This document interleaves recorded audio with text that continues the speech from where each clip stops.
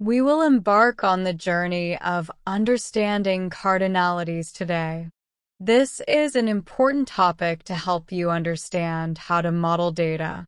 Cardinality in the context of databases and data modeling refers to the nature and extent of the relationships between tables or entities.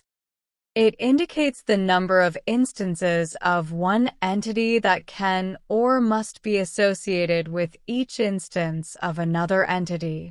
Understanding cardinality is essential for designing database schemas that accurately represent the real-world relationships between different types of data. Understanding and correctly defining cardinality is important for several reasons.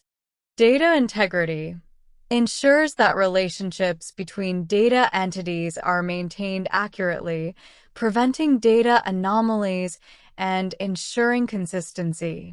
Query efficiency helps optimize database queries and improve performance by understanding how data is related. Normalization assists in the process of database normalization, reducing redundancy and organizing data efficiently. Business logic enables the implementation of business rules and logic that depend on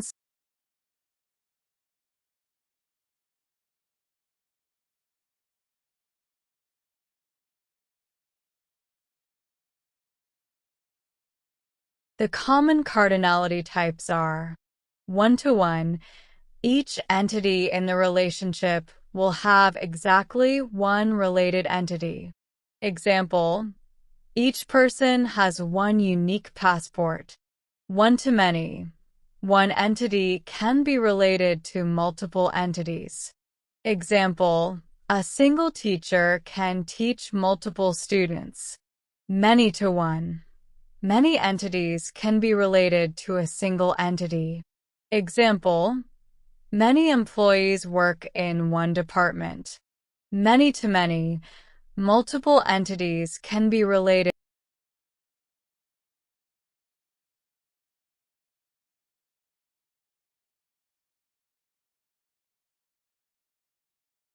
One-to-one.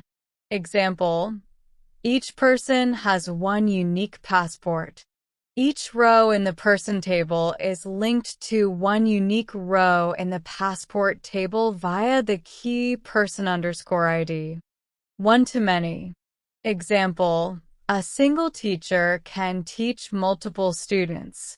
Each row in the teacher table can be associated with multiple rows in the student table, but each student is associated with only one teacher. Many-to-one. Example, many employees work in one department. Each row in the employee table is associated with a single row in the department table, but each department can have multiple employees. Many-to-many. Example, students enrolling in multiple courses and each course having multiple students. The enrollment table acts as a junction table, linking the student table and the course table. Each student can enroll in multiple courses, and each course can have multiple students. Once you practice more, you will end up getting the concept of cardinality. I will see you next video.